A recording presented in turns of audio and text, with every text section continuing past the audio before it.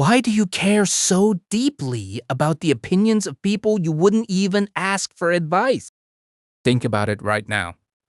How many decisions in your life, your career choices, the clothes you wear, the words you hesitate to say, the risks you refuse to take were subtly dictated by the fear of what someone else might think? You censor your own truth to fit in with people who spend barely 5 seconds a day even remembering you exist. You hand over the keys to your emotional peace to strangers, coworkers, online critics, and casual acquaintances. You let their offhand comments, subtle scowls, or lack of applause ruin your entire evening. You spend hours replaying conversations in your head, agonizing over how you came across, while they have already moved on with their lives. This is not just exhausting, it is a quiet form of self-enslavement. 2,000 years ago, the Roman Emperor Marcus Aurelius sat in his imperial tent on the frozen northern frontier, writing a personal note to himself in his journal, Meditations. He noticed the exact same human flaw in himself and in the citizens of Rome. He wrote, "I have often wondered how it is that every man loves himself more than all the rest of men, but yet sets less value on his own opinion of himself than on the opinion of others." Pause and reflect on that sentence. You love yourself more than you love anyone else, yet you value everyone else's judgment of you more than your own. The ancient Stoics recognized that caring about the opinions of the crowd is a disease of the soul. It makes you weak, easily manipulated, and perpetually anxious. But they did not just diagnose the problem, they created an ironclad philosophical framework to conquer it. In this video, we will explore 4 timeless Stoic rules from Marcus Aurelius, Seneca, and Epictetus to help you break free from the obsession with external validation. Reclaim your mental autonomy and realize why most people's opinions are utterly worthless. Rule 1. Recognize the ignorance of the crowd. Before you let someone's opinion hurt you, you must ask one fundamental question. Who is this person whose judgment you are treating like sacred truth? Look around at society. Most people live in a state of quiet confusion. They are driven by unexamined impulses, societal conditioning, petty jealousy, and deep-seated insecurities. They change their minds like the wind. What they praise today, they condemn tomorrow. They criticize in others what they secretly hate in themselves. Marcus Aurelius reminded himself every single morning of the true nature of the human crowd. In Book 2 of Meditations, he wrote, "When you wake up in the morning, tell yourself, the people I deal with today will be meddling, ungrateful, arrogant, dishonest, jealous, and surly. They are like this because they cannot distinguish good from evil." Marcus did not write this out of bitterness or hatred. He wrote it out of stark objective realism. If a person cannot even manage their own mind, if they cannot control their own desires, fears, or habits, why would you value their assessment of your life? Seneca, the great Stoic statesman, echoed this sentiment in his letters to Lucilius. "I have never wished to please the people, for what I know they do not approve, and what they approve I do not know."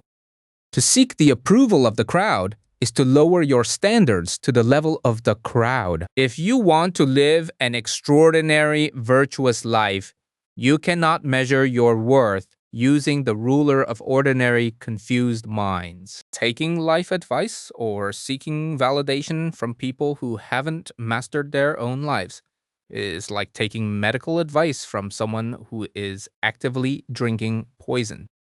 Next time someone criticizes you, judges your choices, or attempts to make you feel inadequate. Pause and look at their life. Do they possess the wisdom, character, and tranquility you admire? If the answer is no, then their opinion is meaningless noise, treated as nothing more than the barking of a dog on the street. Rule 2. The Citadel of the Mind. Epictetus test. Imagine walking down the street and a total stranger approaches you, grabs you by the arm, and drags you wherever they want to go. You would fight back with everything you have. You would be outraged that someone dared to take physical control of your body. Yet, Epictetus, the former slave turned Stoic master, pointed out that we do something far worse to our minds every single day.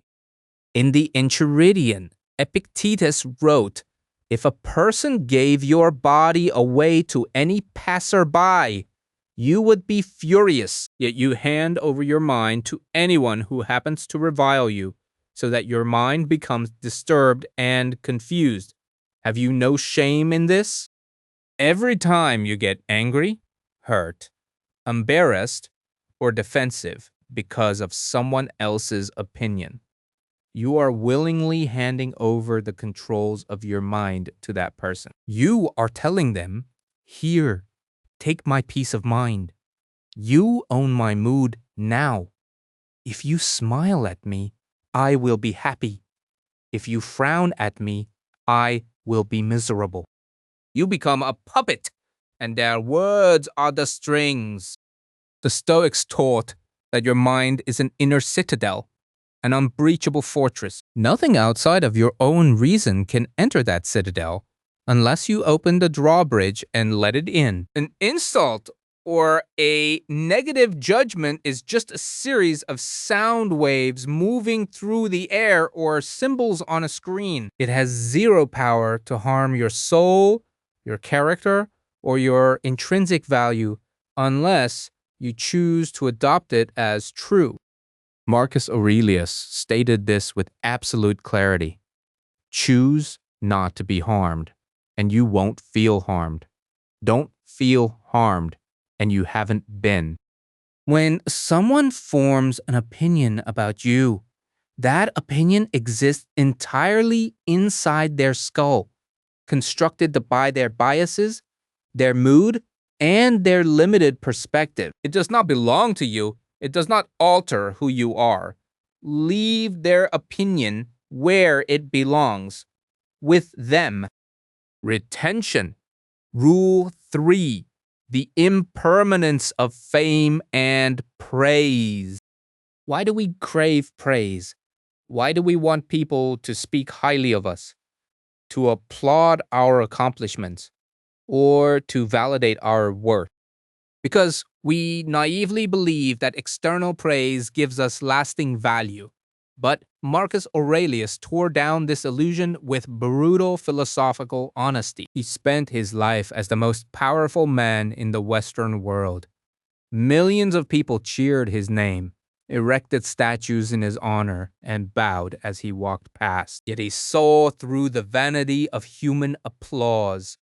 In Meditations, Marcus observed, "How many who were once celebrated with great renown have already been given over to oblivion, and how many who celebrated them are long since dead themselves."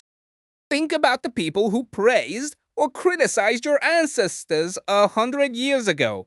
Where are those opinions now? They have dissolved into dust along with the people who held them. And in a short span of time, the exact same fate awaits everyone alive today. The person whose opinion you are worrying about right now will soon be buried in the earth, and so will you. Marcus wrote, "What is eternal fame? Pure futility. Everything is ephemeral, both the memory and the object remember. When you realize that human praise is as temporary as smoke in the wind, its spell over you vanishes. Praise does not make a good thing better, nor does criticism make a bad thing worse. An emerald retains its brilliance, whether anyone compliments it or not. Gold does not lose its value because a fool calls it dirt. Your character, your integrity, and your virtue have intrinsic value. They do not depend on public applause. Live your life according to what is true and right, not according to what gets the most claps from an audience that will be forgotten by tomorrow. Rule 4. Focus only on what you can control. The foundational pillar of Stoic philosophy is the dichotomy of control. Epictetus divided the universe into two distinct categories: things that are within our control and things that are not. In your control are your thoughts, your choices, your desires, your intentions, and your actions. Outside of your control is everything else, including the weather, the economy, physical illness, outcomes, and above all, other people's opinions.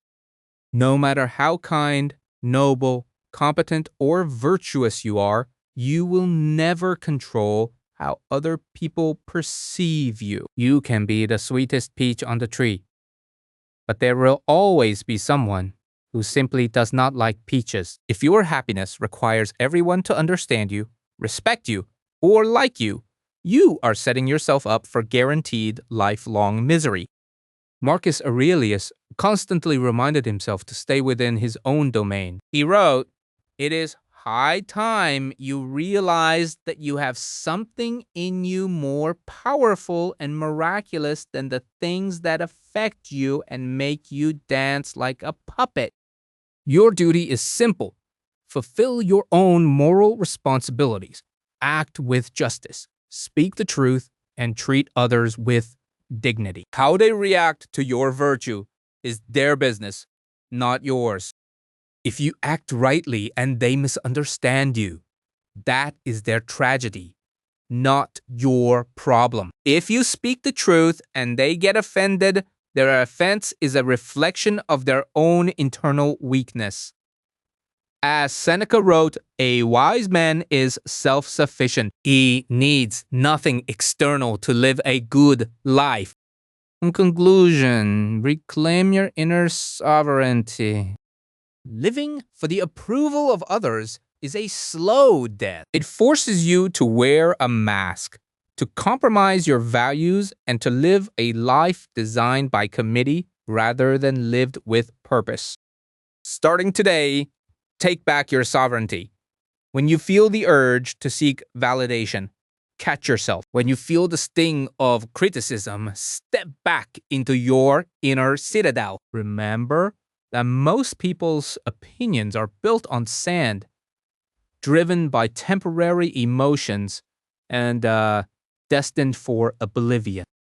Do not let the noise of the world drown out the quiet voice of your own conscience.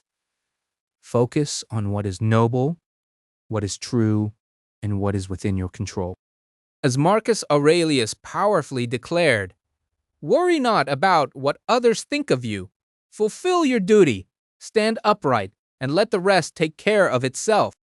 If this video resonated with you, subscribe to Stoic Mind for more ancient wisdom for modern life. Leave a comment below sharing how you handle external judgment, and hit the like button to help spread Stoic philosophy to those who need it most. Stay grounded, stay resilient, and master your mind.